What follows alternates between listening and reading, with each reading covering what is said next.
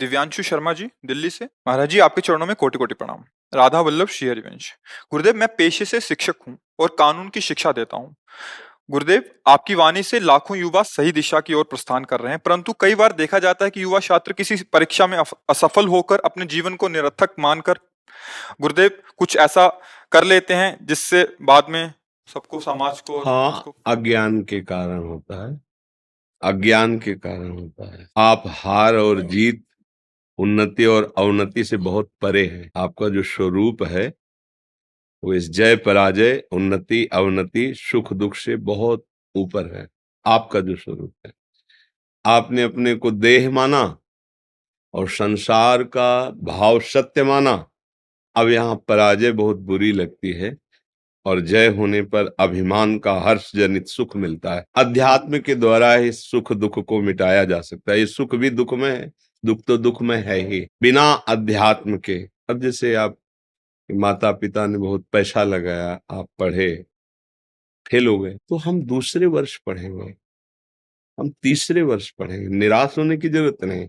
हमसे चूक कहाँ हुई वो हमें सुधारने की जरूरत है। अगर कुछ बच्चे विद्यार्थी जन है तो घर में माता पिता ने डांट लगाई कि हमने लाखों रुपए लगाए, तू फेल हो गया। अब विद्यार्थी जो उसके साथी हैं वो पास हो गए, घर में भी अशांति, विद्यालय में भी उसको अपने मन में नीचा देखना पड़ रहा है। अब ऐसे बच्चे जिनको ज्ञान नहीं है वो आत्महत्या आदि ऐसे कृत्य कर बैठते हैं जो बहुत ही निंदनीय है, दुर्गति का कारण है। हमें इस मानव जीवन को किसी जय पराजय में नष्ट नहीं करना है। भगवान के हम मनुष्य हैं, हम परमानंद की प्राप्ति के लिए मनुष्य जन्म प्राप्त किए हैं, साधन धाम मोक्ष कर द्वारा। और कोई ऐसी पराजय नहीं है जो हमें पराजित कर सके। हम अविनाशी के बच्चा हैं, एक बार नहीं, दो बार नहीं, 1000 बार प्रयास करेंगे और पराजय को रौंदेंगे और जय को प्राप्त होंगे। निराश होने की तो बिल्कुल जरूरत नहीं। जो निराश हो जाते हैं, उदास हो जाते हैं, उनके जीवन में सत्संग नहीं होता, इसलिए हो जाते हैं। नहीं, आप सच्ची बात समझो। क्योंकि आर्थिक स्थिति ऐसी होती है कि उनके पास कोई चारा नहीं बचता है। नहीं, ऐसा नहीं, ऐसा नहीं है, चारा नहीं बचता। और ऐसे कितने विद्यार्थी हैं जो अन्य समय में अर्थ का उपार्जन करके और विद्या पढ़कर बहुत ऊंचे पदों पर बैठ गए हैं।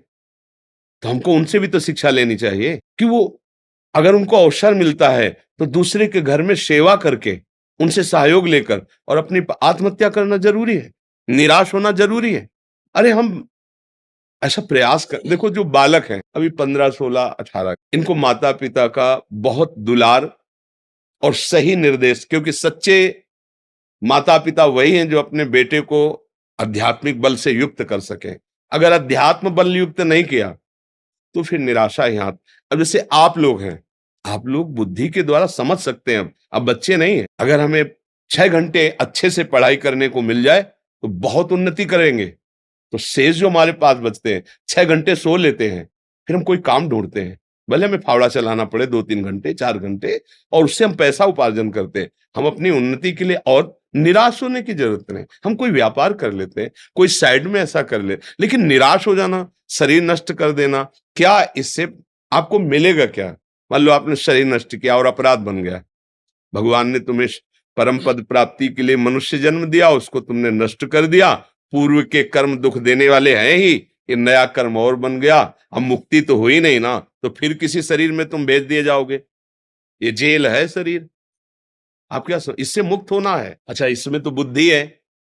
अब जैसे पशु हैं, पक्षी हैं, ऐसी कितनी योनियां हैं, नाली के कीड़े बने रेंग रहे हो, तो मरने के बाद क्या हमको परम पद मिल जाएगा क्या? अरे हमको वो उपाय करना है जिससे इस लोक और परलोक में हम सुख प्राप्त करें। आप निश्चित समझो, आप सब कुछ कर सकते हो।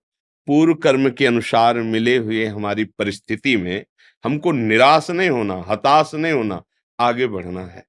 कई हमने विद्यार्थियों के जीवन में देखा है कि विद्या अध्ययन और भारी असुविधा, भारी मेहनत अपने पिता के साथ करके, सहयोग करके, फिर ऊंचे ऊंचे पदों में गए। वो भी देखा हमने कि गरीब घर का लड़का बहुत ऊंचे पद में गया।